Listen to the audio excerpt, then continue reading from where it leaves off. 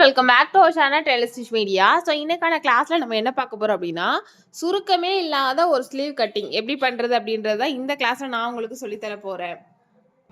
சுருக்கமே இல்லாத sleeve கட்டிங்க்கு first நம்ம என்ன பண்ணணும்னா, கண்டிப்பாக அயன் பண்ணி எடுத்துக்கோங்க.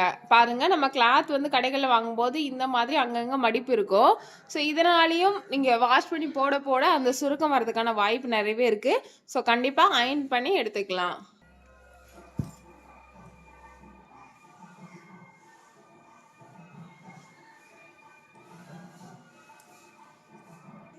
நான் ஸ்லீவுக்கு தேவையான பகுதியை மட்டும் நான் நீட்டாக அயன் பண்ணி எடுத்துட்டேன். அடுத்தது பண்ண வேண்டியது, இந்த ஓரங்களை நீட்டாக கட் பண்ணி எடுங்க. ஏன்னா இது அன்ஈவனாக தான் இருக்கும். கண்டிப்பாக நம்ம கடைகள்ல இருந்து வாங்கும்போது அன்ஈவனாக தான் கட் பண்ணுவாங்க. ஸோ அதனால கண்டிப்பாக ஈவனாக கட் பண்ணி எடுக்கணும்.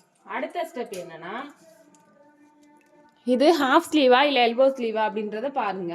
ஏன்னா அதுக்கேற்ற மாதிரி தான் நம்ம இங்கே மார்க்கிங் பண்ணணும். சரியா? இப்போ நான் சொல்கிறது பார்த்தீங்கன்னா, பாடி மெஷர்மெண்ட் எடுத்து நீங்கள் ப்ளவுஸ் கட்டிங் போடுறீங்கன்னா இதை நீங்கள் ஃபாலோ பண்ணிக்கலாம். அளவு ப்ளவுஸில் இருந்து எப்படி அளவெடுத்து இதில் கட்டிங் போடணுங்கிறதையும் நான் இந்த கிளாஸில் உங்களுக்கு சொல்லித்தரேன். ஸோ கையோட நீளம் பார்த்தீங்க அப்படின்னா ஹாஃப் ஸ்லீவ் அப்படின்றது கண்டிப்பாக 6 இன்ச் அளவுக்கு இருக்கக்கூடியதான் ஹாஃப் ஸ்லீவ். 6.25 இருந்தாலும் சரி, 6.5 இருந்தாலும் சரி, 7, 7.25. ஸோ இதுக்கப்புறமா பார்த்தீங்கன்னா ஃபுல்லாகவே நமக்கு எல்போ ஸ்லீவ் கான்செப்ட் தான் வரும். ஸோ கை நீளம் 6 இன்ச்சுக்கு உள்ளே இருக்குதா அப்படின்றத பார்த்துக்கோங்க. அப்போ 6 இன்ச்சுக்கு உள்ளே இருக்குது இல்லை 6 இருக்குதுன்னா அது ஹாஃப் ஸ்லீவ் கான்செப்ட் தான் யூஸ் பண்ணணும் கண்டிப்பாக. சரியா? இப்போ நான் சொல்லித்தரத கை நீளம் 6 இன்ச்சுக்குள்ள வைக்கிறீங்க அப்படின்னா நீங்க தாராளமா இந்த மெத்தட் யூஸ் பண்ணிக்கோங்க. இப்போ ஃபர்ஸ்ட் நம்ம கையோட அளவு குறிக்கிறதுக்கு ஃபர்ஸ்ட் நமக்கு என்னெல்லாம் தேவை அப்படின்றத பார்க்கணும். கையோட உயரம் தேவை, அதுக்கப்புறமா கையோட சுற்றளவு தேவை, அதுக்கப்புறமா ஆம்ஹோல் ரவுண்டு தேவை. இந்த ஆம்ஹோல் ரவுண்டை வச்சு மட்டும் தான் நம்மளால இந்த ஆம்ஹோல் கர்வ் வந்து போட முடியும். ஆம்ஹோல் ரவுண்ட் இல்லைன்னா நமக்கு என்னது கையில் கண்டிப்பாக வந்து சுருக்க வரும். சரியா? ஸோ உங்களுக்கான ஸ்டிச்சிங் அலவன்ஸு சாரா ப்ளவுஸாக இருந்துச்சுன்னா 1.5 இன்ச்சு விடுங்க. லைனிங் ப்ளவுஸாக இருந்துச்சு அப்படின்னா நீங்கள் 1 இன்ச்சு விட்டால் போதும். ஸோ 1.5 இன்ச் வந்து நான் இந்த இடத்துல விட்டுருக்கேன். இது சாதா ப்ளவுஸ் அப்படின்றதுனால. ஸோ அடுத்ததான் கையோட நீளம் 6 இன்ச். 5 வச்சுக்கலாம், 5 வச்சுக்கலாம், 4 வச்சுக்கலாம். ஸோ யாராக இருந்தாலுமே இதே கான்செப்ட் தான். அந்த 6 இன்ச்சுக்கு நான் ஒரு லைன் போட்டுக்கிறேன்.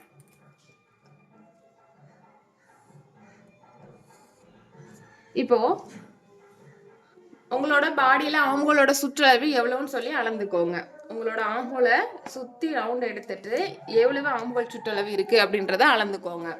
ஆம்ஹோல் ரவுண்ட் வந்து அளக்கும் பொழுது நீங்க லூஸ் விட்டு அளக்கணுமா இல்லை எக்ஸாக்டா அளக்கணுமா அப்படின்றது நீங்க போடக்கூடிய கட்டிங் முறையை பொறுத்து தான் இருக்கு. ஒரு சில பேர் ஆம்ஹோல் ரவுண்டு எடுக்கும் பொழுதே லூஸ் விட்டு எடுப்பாங்க. அப்படி எடுத்தாங்கன்னா கரெக்டாக நீங்கள் அந்த அளவு வச்சா போதும். இல்லை நான் வந்து கரெக்டாக தான் எடுத்திருக்கேன்ற பட்சத்தில் ஒரு 1/4 இன்ச் மட்டும் ஈஸ் அலவன்ஸ் கொடுத்துக்கோங்க. ஓகேவா? இதுக்கப்புறமா இப்போ கையோட நீளம் எவ்வளவு? 6. இதில் பாதி எவ்வளவோ அந்த மெஷர்மெண்ட்டை தான் இங்கே மார்க் பண்ணி இங்கே ஒரு லைன் போடணும். இது எதுக்காக அப்படின்னு பார்த்தீங்கன்னா, நம்ம எல்போ ஸ்லீவாக இருந்துச்சுன்னா மேலேருந்து நம்ம என்ன பண்ணுவோம், 3 இன்ச்சு 3.5 இன்ச்சுன்னு சொல்லி ஒரு கேப்போட ஹைட் வந்து நம்ம இங்கே குறிச்சிட்டு அதுக்கு பிறகு தான் நம்ம இங்கே வளைவு போடும். பட் இது வந்து ஹாஃப் ஸ்லீவுக்கு வந்து நீங்க அதே மாதிரி மேல இருந்து 3, 3.5 அப்படின்னு சொல்லி கேப்போட ஹைட் குறிச்சிங்கன்னா என்ன ஆகும், கண்டிப்பா பிளவுஸ் வந்து இப்போ உங்களோட ஸ்லீவோட ஹைட்டே வந்து 4 இன்ச்சு தான் இருக்கு அப்படின்னா உங்களுக்கு கேப்போட ஹைட் இங்க எவ்வளவு கிடைக்கும்? 3.5 இன்ச்சு வச்சுட்டீங்கன்னா இங்க சைடில் வந்து உங்களுக்கு துணியே இல்லை, 1/2 இன்ச்சு தான் இருக்கு. ஸோ அதனால தான் சொல்றேன், கை நீளம் 6 இன்ச்சுக்கு உள்ள இருக்கக்கூடிய எல்லா விதமான ஸ்லீவ் கட்டிங்க்கும் நீங்க இந்த மெத்தடை வந்து யூஸ் பண்ணிக்கலாம். சரியா? ஸோ இப்போ நமக்கு இதுல பாதி எவ்வளவு? 3 இருக்குதா? இதுவே கை நீளம் 5 வச்சிருந்தோம்னா பாதி எவ்வளவு வரும்? 2.5 தான் வரும். சரியா? ஸோ இந்த அளவுல சென்டர் பார்க்க கூடாது. நம்ம எப்போதுமே ஸ்டிச்சிங் அலவன்ஸ் சுற்றுப்போல அதுல சென்டர் பார்க்க கூடாது. இந்த ரெடி அளவுல தான் நம்ம சென்டர் பார்க்கணும். சரியா? ஸோ சென்டர் பார்த்துட்டு இப்போ நம்மளோட ஆம்ஹோல் சுற்றளவு எவ்வளோன்னு பார்த்துக்கோங்க. நான் எக்ஸாம்பிளுக்கு ஒரு 16 அப்படின்னு வைக்கிறேன்னு வைங்களேன். ஸோ 16ல் பாதி எவ்வளவு? 8.5 வருமா? சாரி 8 வரும். அந்த 8 தான் நாங்கள் வந்து என்ன பண்ணுறேன், மார்க் பண்ணுறேன். ஸோ மார்க் பண்ணி இங்கே ஒரு 4 லைன் போட்டுக்கிறேன். ஓகே? இதுக்கப்புறமா நம்ம ஸ்டிச்சிங்க்கு எவ்வளோ விடணும்னு நினைக்கிறோம் அதை விட்டுக்கலாம். ஒருவேளை நீங்கள் பாடியில் அளவெடுக்கும் பொழுது ஈஸ் அலவன்ஸ்ன்னு சொல்லி, அதாவது பாடி லூஸ் விட்டு ஆம்ஹோல் எடுக்கல அப்படின்ற பட்சத்தில் நீங்கள் இன்னொரு 1/4 இன்ச்சு பாடி லூஸ்க்காக விட்டுட்டு அதுக்கப்புறமா ஸ்டிச்சிங்காக 1 1.5 1/4 விடுங்க. எனக்கு சைடில் இப்போ 1/4 தான் இருக்குது, அதனால நான் 1/4 மட்டும் நான் விட்டுக்கிறேன். அதுக்கப்புறமா இந்த இடத்துல வாங்க, உங்களோட கை சுற்றளவு என்னவோ அதை மார்க் பண்ணுங்கள். 6 மார்க் பண்ணிக்கிறேன். ஸோ இங்கே 1/4 இன்ச் நம்ம விட்டுருக்கோம். அதே மாதிரி கை சுற்றளவுலையும் நம்ம 1/4 இன்ச் வந்து ஈஸ் அலவன்ஸ்க்காக நான் விடணும்.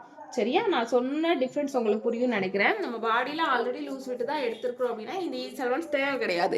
பட் பாடியில் வந்து நம்ம லூஸ் விடலைன்ற பட்சத்தில் கண்டிப்பாக இந்த இடத்துல ஈஸ் அலவன்ஸ் 1/4 இன்ச் விடணும். அப்போ தான் நம்ம உடம்புல ட்ரெஸ் வந்து ஏறும். இப்போ நம்ம இந்த இடத்துல 1/4 விட்டதுனால இந்த இடத்துல அதே 1/4 விட்டுட்டு இங்கே வந்து ஜாயின் பண்ணிக்கலாம். ஓகேவா? அவ்வளோதான். இப்போ பேக்கோட வளைவும் ஃப்ரண்டோட வளைவும் போடுறது தான் பேலன்ஸ். ஸோ இது எவ்வளோ இருக்குன்றதை பாருங்க, 8. ஸோ இதில் பாதி எவ்வளவு? 4. ஸோ இந்த 4லேருந்து இங்கே ஒரு 1/2 இன்ச் வச்சுக்கோங்க. கர்வ் அழகாக வர்றதுக்காக இங்கேருந்து இங்கே 1.5 இன்ச் வைங்க. வச்சுட்டு இப்படி தான் நம்ம ஜாயின் பண்ணணும். ஸோ இதுதான் என்னது? பேக்குக்கான கர்வ். இப்போ இதில் டோட்டலாக எவ்வளவு இருக்குன்றதை செக் பண்ணணும். சும்மா வளைவு போட்டு விட்டுறக்கூடாது. இப்போ இது எவ்வளோ இருக்குது பாருங்க. நமக்கு தேவை எவ்வளவு? 8 தான். ஆனால் இதில் 8 தாண்டிட்டு 8.25க்கு மேலேயே போயிடுச்சு. ஸோ இதனால தான் இந்த இடத்துல நமக்கு என்ன ஆகுது? பாடி லூஸ் சுருக்கம் அப்படின்றது வருது. சரியா? ஸோ அப்போ நம்ம என்ன பண்ணணும்? இந்த மெஷர்மெண்ட்டை கம்மி பண்ணணும். 8 எங்கே வருதோ அதை நம்ம பேஸ் பண்ணி தான் இந்த கர்வை நம்ம போடணும். இங்கேருந்து ஸோ 8 எனக்கு இங்கே தான் வருது. இதுக்கப்புறமா தான் எனக்கு 1/4 இன்ச் நான் ஈஸ் அலவன்ஸ் விடணும். ஸோ இதுலேருந்து தான் நான் ஸ்டிச்சிங் அலவன்ஸ் விடணும். இப்போ ஓகேவா? எதனால நமக்கு சுருக்க வருது அப்படின்றது நீங்கள் புரிஞ்சிருப்பீங்கன்னு நினைக்கிறேன். சில பேர் இதெல்லாம் கரெக்டாக தான் போடுவீங்க, ஆனால் சின்ன சின்ன விஷயங்களில் வந்து நீங்கள் அளவு செக் பண்ணாமல் இந்த மிஸ்டேக் வந்துடும். சரியா?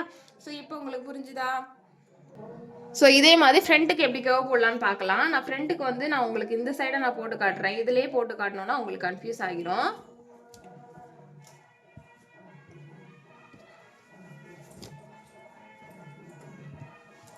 இப்போ இந்த சைடு நம்ம என்ன டிராயிங் பண்ணியிருக்கோமோ அதைவே தான் அந்த பக்கம் போடணும். கர்வ் மட்டும் போட வேண்டாம். சரியா? ஸ்டிச்சிங்காக இங்கே விட்டுட்டேன். அப்புறமா இங்கே கையோட நீளத்துக்கு இங்கே விட்டுட்டேன். அப்புறமா இங்கேருந்து இங்கே சென்டர் எடுத்தோம்ல, கை நிலத்துலேருந்து இங்கே சென்டர் எடுத்தோம்ல, அந்த லைன் ஒன்று போட்டுக்கலாம். ஓகே, இதெல்லாமே போட்டாச்சு. இப்போ நம்ம கர்வ் தான் போட போகிறோம். இதுதான் சென்டர். சரியா? இந்த சென்டர்லேருந்து இங்கே பேக்கு, இங்கே ஃப்ரண்ட்டு, இந்த மாதிரி தான் வந்து பிரியும். ஓகேவா? ஸோ இங்கே நம்ம என்ன வச்சுருக்கோம்? அந்த கர்வ் அழகாக வர்றதுக்கு 1.5 வச்சுருக்கோம்ல, இங்கே 1.5 வச்சுருக்கோம்ல, அதே மாதிரி இங்கே 1.5 வச்சாச்சு. ஸோ இப்போது டோட்டலாகவே இங்கேருந்து நமக்கு ஆம்கோல் எவ்வளவு தேவை? 16 நமக்கு ஆம்கோல் அப்படின்னா 16ல் பாதி எவ்வளவு? 8 இந்த பக்கம் வச்சுட்டோம். ஸோ அப்போ அந்த பக்கம் 8 வரணும்ல. அப்போ என்ன பண்ணணும்? இங்கே சென்டர்லேருந்து ஸ்டார்ட் பண்ணி இந்த லைனில் தான் 8 வரணும். இதுக்கு மேலேயோ கீழேயோ கண்டிப்பாக போகக்கூடாது. சரியா? ஸோ இப்போ இங்கேருந்து நாங்கள் 8 வச்சுட்டேன். சரியா? இங்கே ஒரு மார்க் போட்டேன், கிராஸ் போட்டிருக்கேன். இப்போ இதோட சென்டர் எவ்வளவு? 4.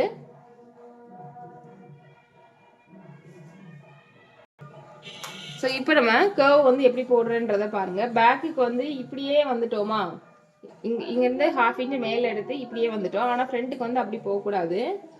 ஸோ அப்படியே இந்த கோட்லேருந்து அப்படியே 1/4 இன்ச் கீழே இறங்கி வந்து இந்த சென்டரை டச் பண்ணி ஸோ இந்த மாதிரி போகணும்.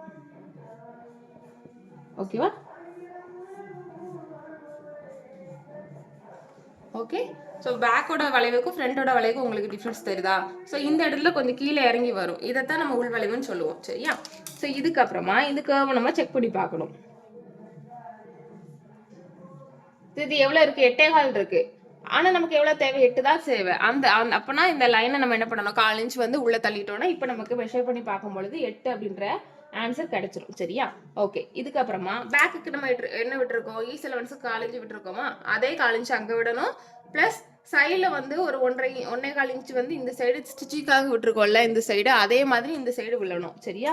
ஸோ டோட்டலாக நம்ம என்ன பண்ணணும்? ஒரு 1.5 இன்ச் ரெடி அளவு நம்ம 8 எங்கே குறிச்சிருக்கிறோமோ அதுலேருந்து 1.5 இன்ச் நான் விட்டுக்கிறேன். கீழே அப்படியே வந்தோன்னா கையோட சுற்றளவு மார்க் பண்ணிக்கிறேன். கையோட சுற்றளவு 6. இங்கே நம்ம என்ன விட்டுருக்கோம்? 1.5 விட்டுருக்கிறதுனால அதே 1.5 நம்ம இங்கே விட்டுக்கலாம். ஓகே. ஸோ இவ்வளோதான் கையோட கட்டிங். இப்போ உங்களுக்கு நல்லா அண்டர்ஸ்டாண்ட் ஆயிருக்கும்னு நினைக்கிறேன். இது வந்து பேசிக்கா போடக்கூடிய ஒரு ஸ்லீவ் கட்டிங். நம்ம சுடிதார் கட் பண்றோம், ஸ்லீவ் கட் பண்றோம், அதாவது சுடிதார் கட் பண்றோம், இல்ல பிளவுஸ் கட் பண்றோமா, அதெல்லாம் பொறுத்து இன்னும் கொஞ்சம் கொஞ்சம் இடங்கள்ல சேஞ்சஸ் இருக்கும். ஏன்னா இப்போ பிளவுஸ் அப்படிங்கும் பொழுது ஃப்ரண்ட்ல வந்து நம்ம டாட்லாம் பிடிப்போம் கைக்கு. அப்படிங்கும் பொழுது இதே அளவு கண்டிப்பாக நம்ம என்ன பண்ணக்கூடாது, வைக்க முடியாது. வச்சா என்ன ஆகும், இந்த இடம் வந்து சைடில் பெருசாக தான் நிற்கும், எக்ஸஸாக நிற்கும். ஸோ கையும் பாடியும் வந்து ஒரே அளவாக மேட்ச் ஆகாது, கண்டிப்பாக எக்ஸஸாக தான் வந்து நிற்கும். ஸோ அதுக்கெல்லாம் சின்ன சின்ன நுணுக்கங்கள் இருக்குது, சரியா? ஸோ நம்ம ஆன்லைன் கிளாஸ் ஸ்டூடெண்ட்ஸ்க்கு தெரியும். இதெல்லாம் டீட்டெயிலாக உங்களுக்கு சொல்லி கொடுத்துருப்பேன். எப்படி நம்ம ஃப்ரண்ட்டுக்கு தனியாக பேக்குக்கு தனியாக அளவு மெஷர் பண்ணிவிட்டு அதை நம்ம எப்படி அளவு இதில் மார்க் பண்ணணுங்கிறத டீட்டெயில்டாக சொல்லி கொடுத்துருப்பேன். மேபி நம்ம சப்ஸ்கிரைபர் யாருக்காவது ஆன்லைன் கிளாஸ் வந்து தேவைப்படுச்சினாலும் வாட்ஸ்அப் நம்பர் தரேன், அல்லது நீங்கள் கால் கூட பண்ணி உங்களோட டவுட்ஸ் எல்லாம் என்கிட்ட கிளியர் பண்ணிக்கலாம். So thank you. இந்த வீடியோவை நீங்கள் இவ்வளோ தூரம் பொறுமையாக பார்த்ததுக்கு. இதே மாதிரி உங்களுக்கு என்ன மாதிரியான வீடியோஸ் வேணுன்றத எனக்கு கீழே மறக்காமல் கமெண்ட் பண்ணுங்கள். அண்ட் தொடர்ந்து நம்ம சேனலில் இன்னும் நிறைய வீடியோஸ் இதே மாதிரி வந்துட்டே இருக்கும். So thank you. நெக்ஸ்ட் வீடியோவில் பார்க்கலாம். Bye bye.